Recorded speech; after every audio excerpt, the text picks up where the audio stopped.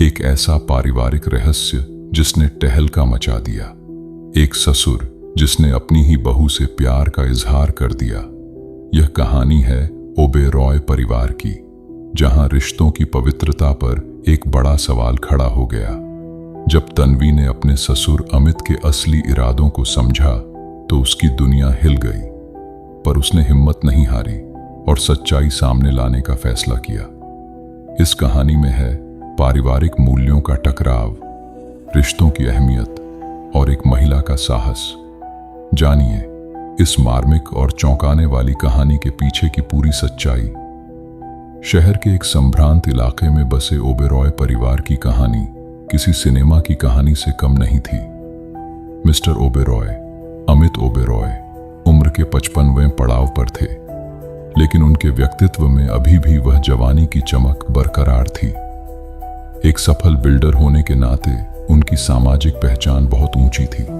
उनका बेटा आयुष अमेरिका में सॉफ्टवेयर इंजीनियर था और 6 महीने पहले ही उसकी शादी तन्वी से हुई थी। तन्वी सुंदर, शिक्षित और आधुनिक सोच वाली लड़की जब पहली बार इस घर में आई तो सब कुछ सामान्य लग रहा था। सास श्रीमती ओबेरॉय ने उसे पुत्री के समान माना और अमित जी ने भी उसे बेटी जैसा प्यार दिया। लेकिन धीरे धीरे कुछ अजीब होने लगा। आयुष के वापस अमेरिका जाने के बाद तन्वी और अमित जी के बीच का रिश्ता एक अलग ही मोड़ लेने लगा। शुरुआत छोटी छोटी बातों से हुई।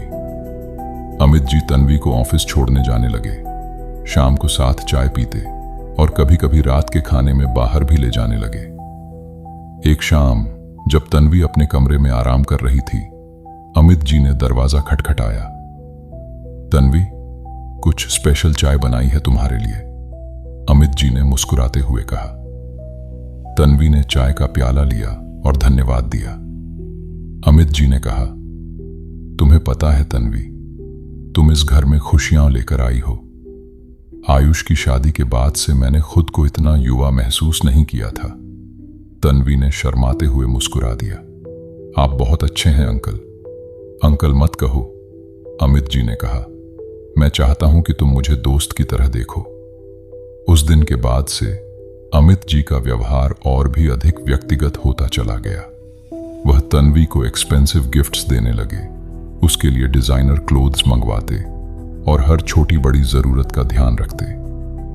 एक रात जब घर में सिर्फ वे दोनों थे, अमित जी ने तन्वी को डिनर के लिए बाहर ले जाने का प्रस्ताव रखा। तन्वी ने हिचकिचाते हुए हां कह दिया। रेस्तरां में अमित जी ने शराब का ऑर्डर दिया। मैं नहीं पीती, तन्वी ने इनकार किया। जीवन में कभी कभी ट्राई करना चाहिए, अमित जी ने कहा। मैं तुम्हारे साथ हूं, डरो मत। थोड़ी ही देर में तन्वी का सिर चकराने लगा। अमित जी ने उसे सहारा देते हुए कहा, चलो हम घर चलते हैं। घर पहुंचकर जब तन्वी अपने कमरे में सोने जा रही थी, अमित जी ने उसे रोका। तन्वी, एक बात कहना चाहता हूं। जी? तन्वी ने कमजोर आवाज में पूछा। मैं तुमसे प्यार करने लगा हूं, अमित जी ने कहा। तन्वी के पैरों तले जमीन खिसक गई। ये क्या कह रहे हैं आप तो मेरे ससुर हैं। प्यार की कोई उम्र नहीं होती तन्वी, अमित जी ने कहा, और न ही कोई रिश्ता। मैं तुम्हें खुश रख सकता हूं, तुम्हें किसी चीज की कमी नहीं होगी। तन्वी ने अपने कमरे में जाकर दरवाजा बंद कर लिया। उसकी आंखों में आंसू थे। वह क्या करे, किससे कहे? आयुष तो हजारों मील दूर था और सास जी को बताने का साहस नहीं हो रहा था। अगले कुछ दिन तन्वी ने अमित जी से दूरी बनाने की कोशिश की, लेकिन अमित जी और ज्यादा आक्रामक होते गए।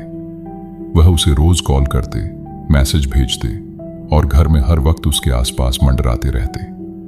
एक दिन जब तन्वी अपने कमरे में सो रही थी, उसे अजीब सी आवाज सुनाई दी।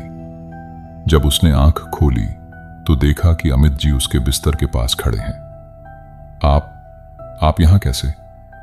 तन्वी डर गई। तुम्हें देखने आया था, अमित जी ने कहा। तुम सोते हुए बहुत सुंदर लगती हो। तन्वी ने चिल्लाना चाहा, लेकिन आवाज गले में ही अटक गई। अमित जी ने उसका हाथ पकड़ा और कहा, डरो मत, मैं तुम्हें कोई नुकसान नहीं पहुंचाऊंगा। उस रात के बाद तन्वी की जिंदगी नरक बन गई। वह हर वक्त डरी सहमी रहती, न तो ठीक से सो पाती और न ही खा पाती। उसने आयुष को फोन करने की कोशिश की, लेकिन अमित जी हमेशा उस पर नजर रखते। एक शाम तन्वी ने हिम्मत जुटाई और श्रीमती ओबेरॉय से बात करने का फैसला किया, लेकिन जब उसने अपनी सास को सब कुछ बताना शुरू किया तो अमित जी अचानक वहां आ गए। क्या बात चल रही है? अमित जी ने पूछा। उनकी आंखों में एक खतरनाक चमक थी। कुछ नहीं, तन्वी ने डरते हुए कहा। अच्छा, अमित जी ने कहा। तन्वी, कल तुम्हें मेरे साथ बिजनेस ट्रिप पर जाना है। हमें 3 दिन के लिए बंगलौर जाना है। तन्वी की सांसें रुक गईं। वह समझ गई कि यह कोई बिजनेस ट्रिप नहीं है, लेकिन वह क्या कर सकती थी? अमित जी ने उसे एक खतरनाक नजर से देखा, मानो चेतावनी दे रहे हों कि अगर उसने मना किया तो परिणाम भयानक होंगे। ट्रिप के लिए निकलने से पहले रात तन्वी ने आयुष को एक छुपा हुआ मैसेज भेजा। Help me, your father is dangerous, coming to Bangalore tomorrow, hotel grand plaza. क्या आयुष इस मैसेज को समय पर पढ़ पाएगा? क्या तन्वी इस भयानक स्थिति से बच पाएगी? और क्या इस परिवार की इज्जत बच पाएगी? तन्वी का मैसेज पढ़ते ही आयुष की दुनिया उजड़ गई। वह तुरंत अगली फ्लाइट से भारत के लिए निकल पड़ा।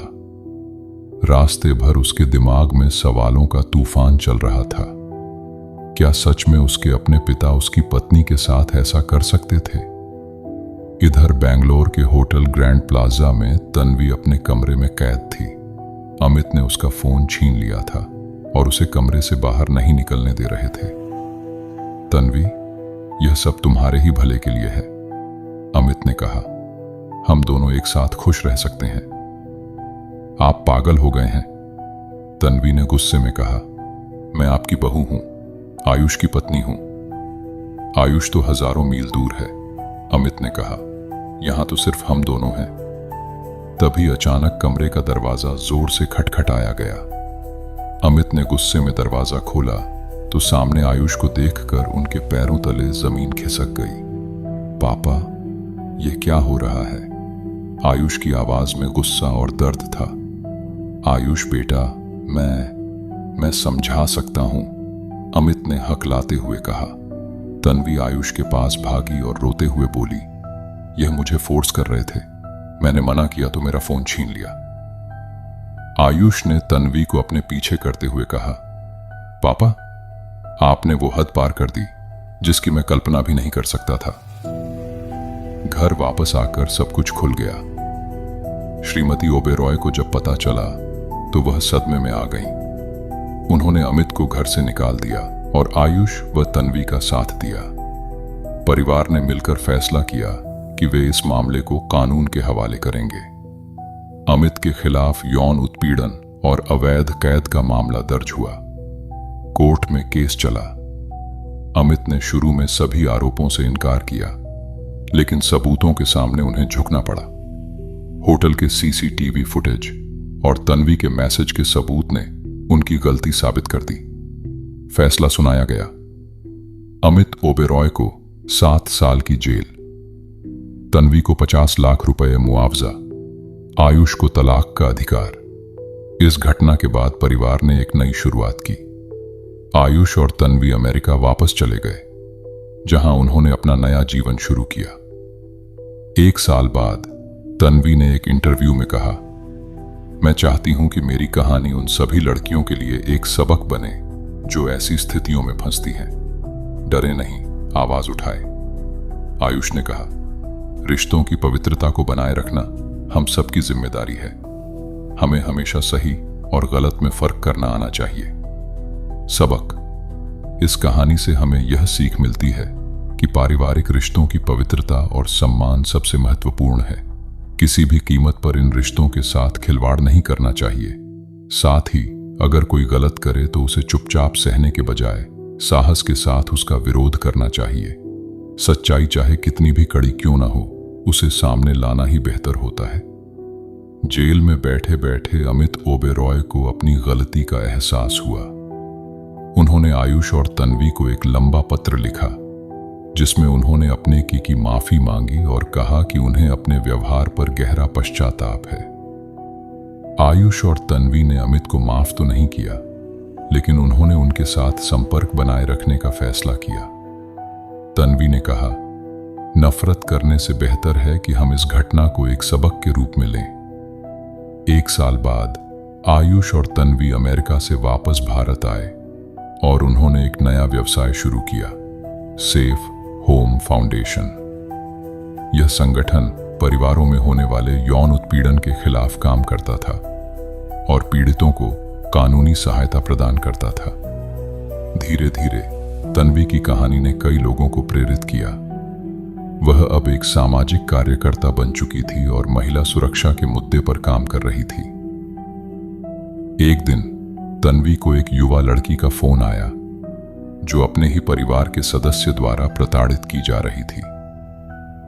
तन्वी ने न सिर्फ उस लड़की की मदद की, बल्कि उसे अपनी टीम में शामिल कर लिया।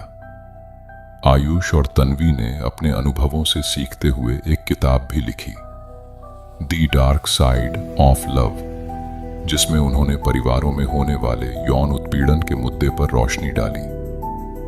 इस बीच अमित ओबेरॉय ने जेल में अपना व्यवहार सुधारा और समाज सेवा में योगदान देना शुरू किया। उन्होंने जेल में बंद कैदियों के लिए एक शिक्षा कार्यक्रम शुरू किया। 5 साल बाद अमित को जेल से रिहा कर दिया गया। उन्होंने आयुष और तन्वी से मिलने की इच्छा जताई। पहली बार when they met, there were tears in everyone's eyes. मैं तुम दोनों से माफी मांगता हूं, अमित ने कहा। मैंने तुम्हारे विश्वास और प्यार को ठेस पहुंचाई। आयुष ने जवाब दिया, पापा, हमने आपको माफ कर दिया है, लेकिन हम चाहते हैं कि आप अपनी गलती से सीखें और दूसरों को भी सीख दें। अमित ने तन्वी की ओर देखा। तन्वी ने मुस्कुराते हुए कहा, हम सब इंसान हैं और गलतियां करते हैं। महत्वपूर्ण यह है कि हम उन गलतियों से सीखें। आज Amit Oberoi safe home foundation के सलाहकार हैं और युवाओं को पारिवारिक रिश्तों की अहमियत समझाते हैं। उनकी कहानी ने कई लोगों को प्रेरित किया है कि कोई भी इंसान चाहे कितनी भी बड़ी गलती क्यों न करे, अगर वह सुधारना चाहे तो समाज उसे एक नया मौका दे सकता है। अंतिम सबक, इस कहानी से हमें यह सीख मिलती है कि माफी और सुधार की शक्ति अद्भुत होती है। गलतियां इंसान से होती हैं, लेकिन उन गलतियों को सुधारने का साहस ही इंसान को महान बनाता है। हमें हमेशा दूसरों की भावनाओं का सम्मान करना चाहिए और किसी भी रिश्ते की पवित्रता को बनाए रखना चाहिए। सच्चा प्यार वह है जो सम्मान और विश्वास पर टिका हो। इस कहानी से हमें गहरा सबक मिलता है कि पारिवारिक रिश्तों की पवित्रता और सम्मान सबसे महत्वपूर्ण है। रिश्तों की सीमाओं का उल्लंघन न केवल व्यक्तिगत जीवन को तबाह कर देता है, बल्कि पूरे परिवार की नींव हिला देता है। हमें हमेशा याद रखना चाहिए कि हर रिश्ते की अपनी गरिमा और सीमाएं होती हैं, जिनका सम्मान करना हमारा नैतिक दायित्व। साथ ही यह कहानी हमें सिखाती है कि अगर कभी कोई अनुचित स्थिति का सामना करना पड़े तो डरने के बजाय साहस के साथ आवाज उठानी चाहिए। चुप्पी तोड़ना और सच्चाई सामने लाना ही लंबे समय में बेहतर होता है। अंततः सच्चाई की ही जीत होती है और न्याय का मार्ग ही सबसे सुरक्षित मार्ग होता है।